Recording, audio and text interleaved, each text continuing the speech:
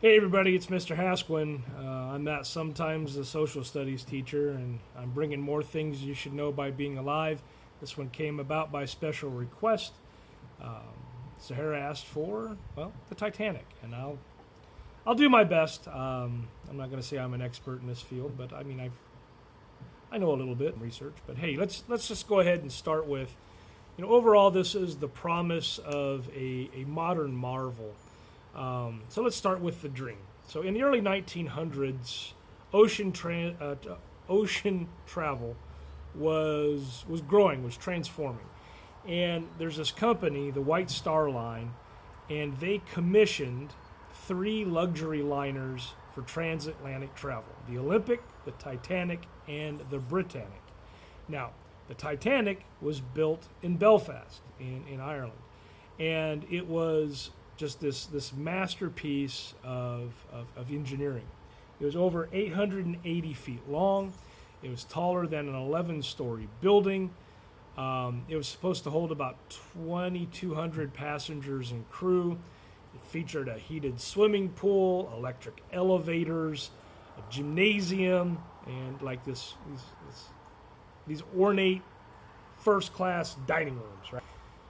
It was built for speed, it was built for size, it was built for status, it was not built for safety. So, there were lifeboats for about 1,100 people, which is just over half the capacity. It was marketed as practically unsinkable due to its 16 watertight compartments, but that phrase was more like spin, perhaps, than science.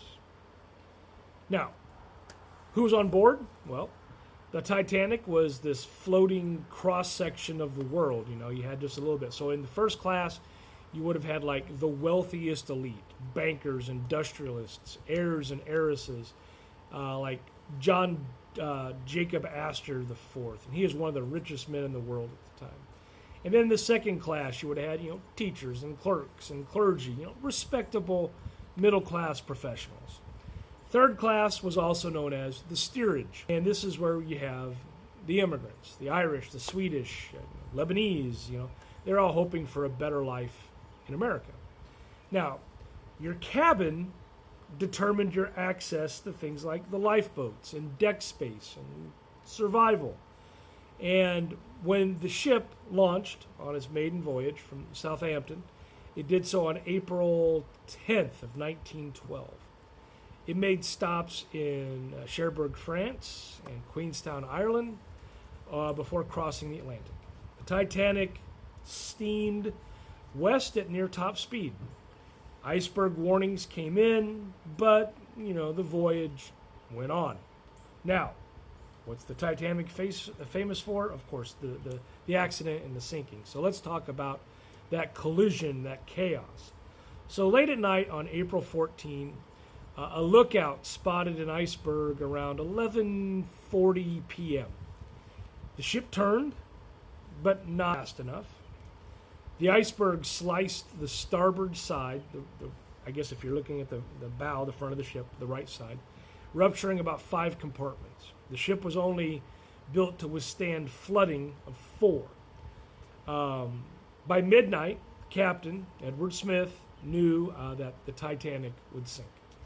They sent distress signals, they fired rockets, they prepared lifeboats. But here's the tragedy, here's the problem with the whole situation. The crew, they were untrained for how to evacuate. Many of the lifeboats were sent out half empty. Some passengers, especially in that steerage in the third class, were physically blocked and they were confused about what was happening. Information wasn't getting around. Many didn't want to leave what they believed was a safe, unsinkable ship. There was a ship about 58 miles away, the Carpathia, and it began racing towards Titanic's distress call. Now, the sinking, the survival, what's going to happen here? Well, lifeboats launched from around 12:30 onward. Women and children first became the order, but was enforced inconsistently. First class passengers had better access. Many third-class families never made it to the deck, the boat deck. The sea temperature was about 28 degrees Fahrenheit.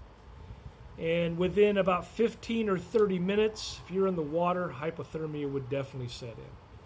At 2 a.m., the ship was tilting steeply.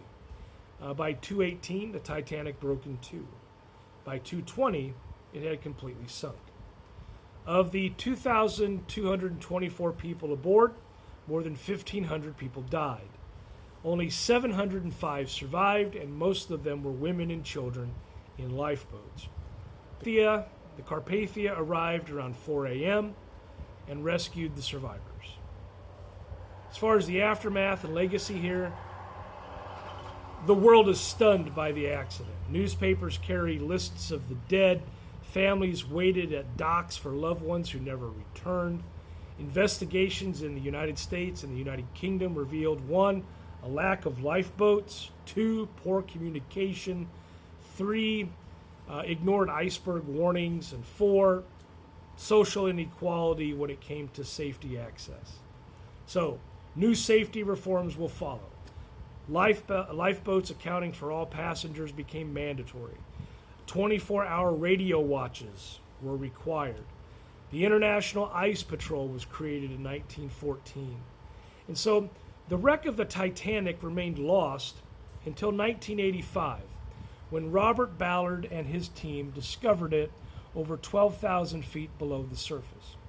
The 1997 film by James Cameron revived global interest in Titanic. But even without Hollywood, the Titanic story resonates because it feels preventable. It's a story of human arrogance, class division, and how disaster can unfold when warning signs are ignored. So, to close this all up, the Titanic wasn't just a ship. It was a symbol of an era that believed technology had conquered nature. But on a cold April night in 1912, nature reminded the world that hubris has a price. The names of the dead, the mistakes made, and the lessons learned still echo more than a century later. If you learned anything new tonight, or if this kind of jogged something you already knew, please like, comment, share, follow, anything. And you do that, there'll be more things you should know by being alive. Because remembering the Titanic reminds how fragile even the strongest systems can be. Thanks for watching.